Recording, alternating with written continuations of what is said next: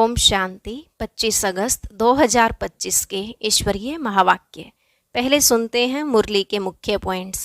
बाबा ने कहा, यह है कल्याणकारी पुरुषोत्तम बनने का युग। यहाँ कदम कदम पर जो होता है वह कल्याणकारी ही है, और एक एक दिन जास्ती कल्याणकारी उनका है जो बाप को अच्छी रीति याद कर अपना कल्याण करते रहते हैं। बाप की याद से सब घोटाले निकल जाते हैं। फिर बाबा ने कहा, मैं तुम्हें जो सुनाता हूँ वही पढ़ो, बाकी जो अभी तक पढ़ा है उसे बुद्धि से भूल जाओ। तुम्हें तो इस खुशी में ठंडे ठार हो जाना चाहिए कि हमको भगवान पढ़ाते हैं, परंतु तुम्हारी अवस्थाएं नीचे ऊपर भी जरूर होंगी।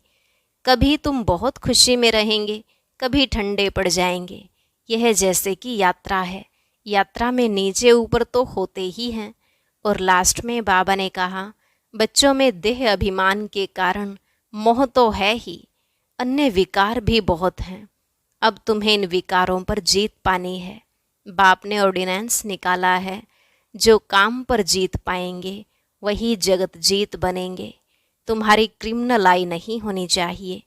अब सुनते हैं महावाक्यों को विस्तार से। बाबा ने कहा, मीठे बच्चे, कदम कदम पर जो होता है वह कल्याणकारी है।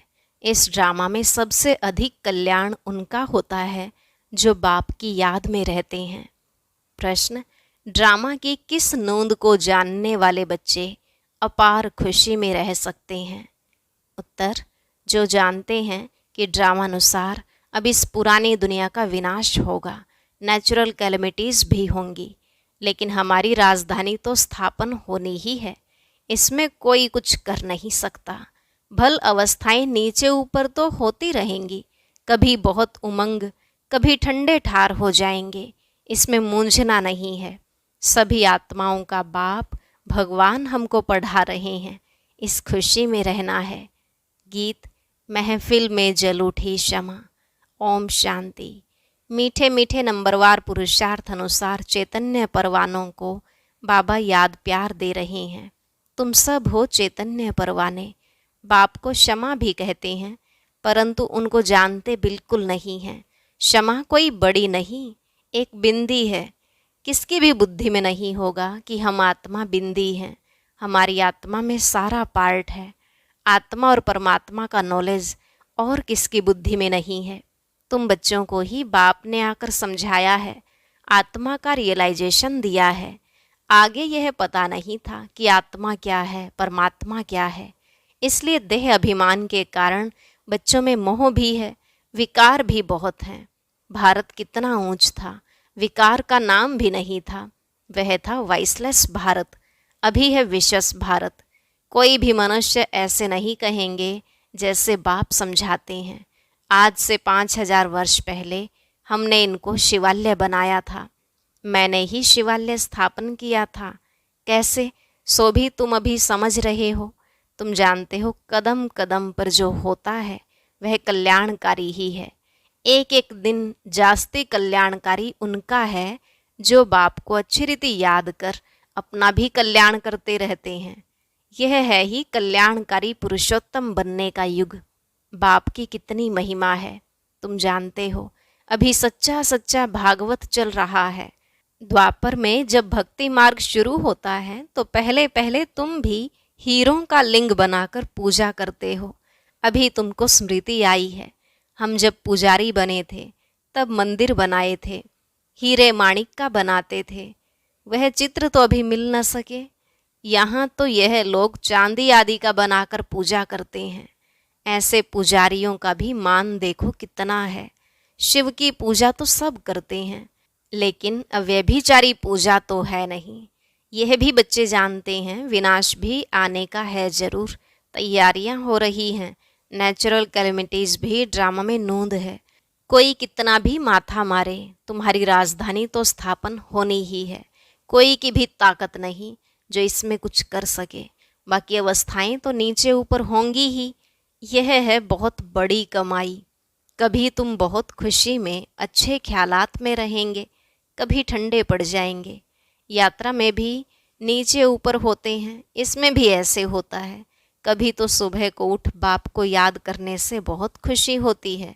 ओहो, बाबा हमको पढ़ा रहे हैं, वंडर है। सभी आत्माओं का बाप भगवान हमको पढ़ा रहे हैं। सारी दुनिया में गीता का मान बहुत है क्योंकि भगवानुवाच है ना, परंतु यह किसको पता नहीं है कि भगवान किसको कहा जाता है। भल कितने भी पोजीशन वाले बड़े बड़े विद्वान पंडित आदि हैं, कहते भी हैं गॉड फादर को याद करते हैं, परंतु वह कब आया, क्या आकर किया, यह सब भूल गए हैं। बाप सब बातें समझाते रहते हैं, ड्रामा में यह सब नोंद है। यह रावण राज्य फिर भी होगा और हमको आना पड़ेगा। रावण ही तुमको अज्ञान के घोर अंधियारे में सुला देते हैं। ज्ञान तो सिर्फ एक ज्ञान सागर ही बतलाते हैं जिससे सद्गति होती है। सिवाय बाप के और कोई सद्गति कर ना सके। सर्व का सद्गति दाता एक है। गीता का ज्ञान जो बाप ने सुनाया था वह फिर प्रायलोप हो गया। ऐसे नहीं, यह ज्ञान कोई परंपरा चला आता है। औरों के कुरान बाइबल आदि चले आते हैं, विनाश नहीं हो जाते। तुमको तो जो ज्ञान अभी मैं देता हूँ, इनका कोई शास्त्र बनता नहीं है जो परंपरा अनादि हो जाए। यह तो तुम लिखते हो फिर खत्म कर देते हो। यह तो सब नेचुरल जलकर खत्म हो जाएंगे। बाप ने कल पहले भी कहा था, अभी भी तुमको कह रहे हैं। यह ज्ञान तुमको मिलता है, फिर प्रारब्ध जाकर पाते हो, फिर इस ज्ञान की दरकार नहीं रहती। भक्ति मार्ग में सब शास्त्र हैं। बाबा तुमको कोई गीता पढ़कर नहीं सुनाते हैं, वह तो राजयोग की शिक्षा देते हैं, जिसका फिर भक्ति मार्ग में शास्त्र बनाते हैं तो अगड़म बगड़म कर देते हैं। तो तुम्हारी मूल बात है कि गीता का ज्ञान किसने दिया। उनका नाम बदली कर दिया है और कोई के भी नाम बदली नहीं हुए हैं। सबके मुख्य धर्म शास्त्र हैं ना। इसमें मुख्य है डीटिज्म, इस्लामिज्म, बुद्धिज्म। भल करके कोई कहते हैं कि पहले बुद्धिज्म है पीछे इस्लामिज्म। बोलो, इन बातों से गीता का कोई ताल्लुक नहीं है। हमारा तो काम है बाप से वर्षा लेने का। बाप कितना अच्छी रीति समझाते हैं। यह है बड़ा झाड़, अच्छा है जैसा फ्लावर वाज है, 3 ट्यूब्स निकलती हैं। कितना अच्छी समझ से बनाया हुआ झाड़ है। कोई भी झट समझ जाएंगे कि हम किस धर्म के हैं, हमारा धर्म किसने स्थापन किया। यह दयानंद, अरविंद घोष आदि तो अभी होकर गए हैं। वो लोग भी योग आदि सिखलाते हैं। कितने बड़े बड़े टाइटल मिलते हैं। यह भी सब ड्रामा में नोंद है। फिर भी होगा 5000 वर्ष बाद। शुरू से लेकर यह चक्र कैसे चला है, फिर कैसे रिपीट होता रहता है, तुम जानते हो। अभी का प्रेजेंट फिर पास्ट हो फ्यूचर हो जाएगा। Past present future. जो पास्ट हो जाता है वह फिर फ्यूचर होता है। इस समय तुमको नॉलेज मिलती है, फिर तुम राजाई लेते हो। इन देवताओं का राज्य था ना, उस समय और कोई राज्य नहीं था। यह भी एक कहानी मिसल बताओ, बड़ी सुंदर कहानी बन जाएगी। लॉन्ग लॉन्ग 5000 वर्ष पहले यह भारत सतयुग था। कोई धर्म नहीं था, सिर्फ देवी देवताओं का ही राज्य था। उनको सूर्यवंशी राज्य कहा जाता था। लक्ष्मी नारायण का राज्य चला 1250 वर्ष। फिर उन्होंने राज्य दिया दूसरे भाइयों क्षत्रियों को, फिर उनका राज्य चला। तुम समझा सकते हो कि बाप ने आकर पढ़ाया था। जो अच्छी रीति पढ़े वह सूर्यवंशी बने, जो फेल हुए उनका नाम क्षत्रिय पड़ा। बाकी लड़ाई आदि की बात नहीं है। बाबा कहते हैं, बच्चे तुम मुझे याद करो तो तुम्हारे विकर्म विनाश हो जाएंगे। तुम्हें विकारों पर जीत पानी है। बाप ने ऑर्डिनेंस निकाला है, जो काम पर जीत पाएंगे वही जगत जीत बनेंगे। पीछे आधा कल्प बाद फिर वाम मार्ग में गिरते हैं।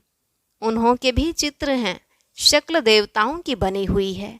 राम राज्य और रावण राज्य आधा आधा है। उनकी कहानी बैठ बनानी चाहिए। फिर क्या हुआ, फिर क्या हुआ, यही सत्यनारायण की कहानी है।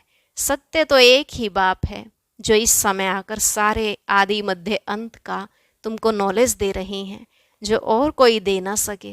मनुष्य तो बाप को ही नहीं जानते। जिस ड्रामा में एक्टर हैं उनके क्रिएटर डायरेक्टर आदि को नहीं जानते, तो बाकी कौन जानेंगे। अभी तुमको बाप बताते हैं। ड्रामानुसार यह फिर भी ऐसे होगा। बाप आकर तुम बच्चों को फिर पढ़ाएंगे, यहाँ दूसरा कोई आ ना सके। बाप कहते हैं मैं बच्चों को ही पढ़ाता हूँ, कोई नए को यहाँ बिठा नहीं सकते। इंद्रप्रस्थ की कहानी भी है ना, नीलम परी पुखराज परी नाम है ना। तुम्हारे में भी कोई हीरे जैसा रत्न है। देखो रमेश ने ऐसी बात निकाली प्रदर्शनी की जो सबका विचार सागर मंथन हुआ। तो हीरे जैसा काम किया ना। कोई पुखराज है, कोई क्या है, कोई तो बिल्कुल कुछ नहीं जानते। यह भी जानते हो कि राजधानी स्थापन होती है, उसमें राजाएं रानियां आदि सब चाहिए। तुम समझते हो हम ब्राह्मण श्रीमत पर पढ़कर विश्व के मालिक बनते हैं, कितनी खुशी होनी चाहिए। यह मृत्यु लोक खत्म होना है। यह बाबा तो अभी ही समझते रहते हैं कि हम जाकर बच्चा बनेंगे। बचपन की वह बातें अभी ही सामने आ रही हैं, चलन ही बदल जाती है।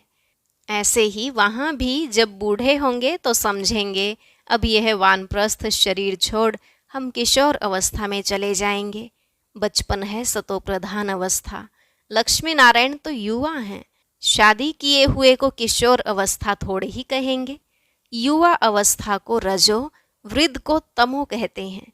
इसलिए श्री कृष्ण पर लव जास्ती रहता है।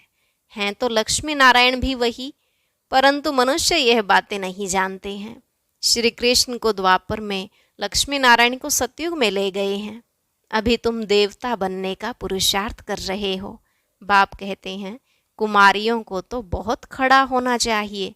कुंवारी कन्या, अधर कुमारी, दिलवाड़ा आदि जो भी मंदिर हैं, यह तुम्हारे ही एक्यूरेट यादगार हैं। वह जड़, यह चैतन्य। तुम यहाँ चैतन्य में बैठे हो, भारत को स्वर्ग बना रहे हो। स्वर्ग तो यहाँ ही होगा। मूल वतन, सूक्ष्म वतन कहाँ है? तुम बच्चों को सब मालूम है। सारे ड्रामा को तुम जानते हो। जो पास्ट हो गया है सो फिर फ्यूचर होगा, फिर पास्ट होगा। तुमको कौन पढ़ाते हैं यह समझना है। हमको भगवान पढ़ाते हैं। बस खुशी में ठंडे ठार हो जाना चाहिए। बाप की याद से सब घोटाले निकल जाते हैं। बाबा हमारा बाप भी है, हमको पढ़ाते भी हैं, फिर हमको साथ भी ले जाएंगे।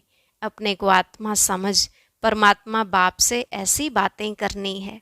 बाबा हमको अभी मालूम पड़ा है, ब्रह्मा और विष्णु का भी मालूम पड़ा है। विष्णु की नाभि से ब्रह्मा निकला। अब विष्णु दिखाते हैं क्षीर सागर में, ब्रह्मा को सूक्ष्म वतन में दिखाते हैं। वास्तव में है यहाँ। विष्णु तो हुआ राज्य करने वाला।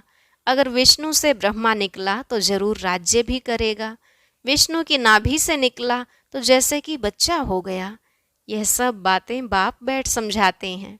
ब्रह्मा ही 84 जन्म पूरे कर अब फिर विष्णुपुरी के मालिक बनते हैं।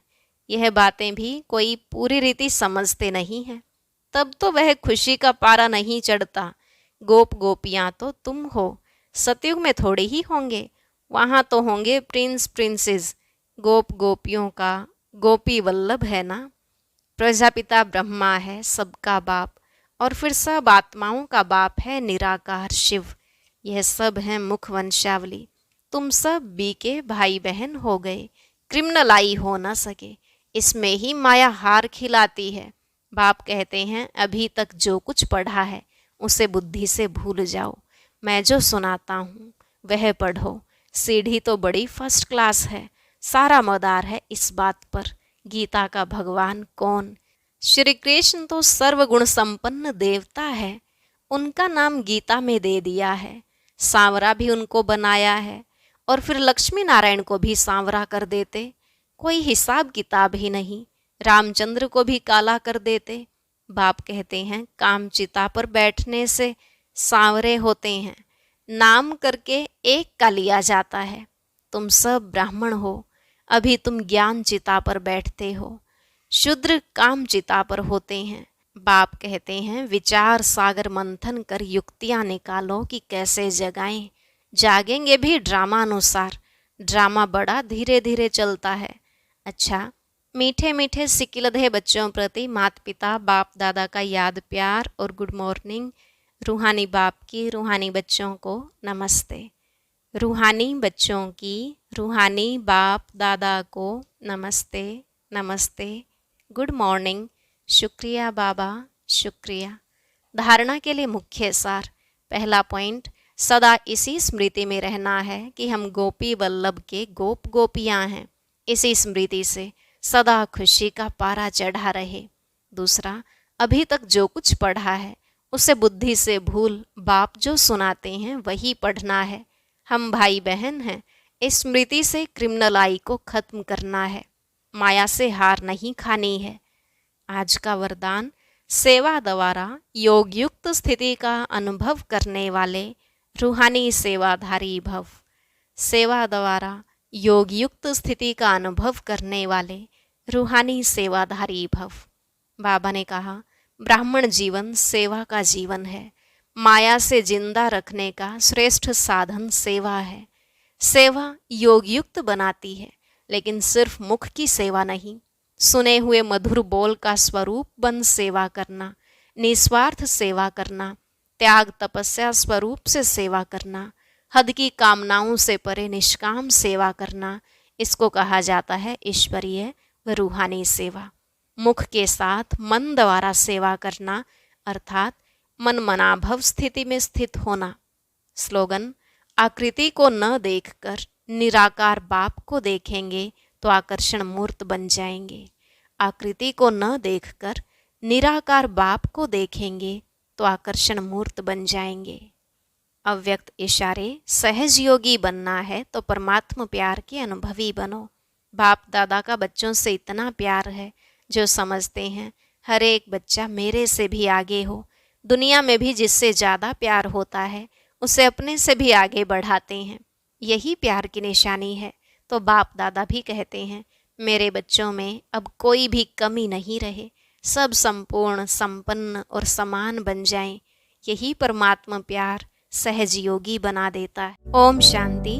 आज दादी जी के पुण्य स्मृति दिवस पर सुनते हैं कि प्रकाशमणि दादी जी की पहली विदेश यात्रा कैसी रही।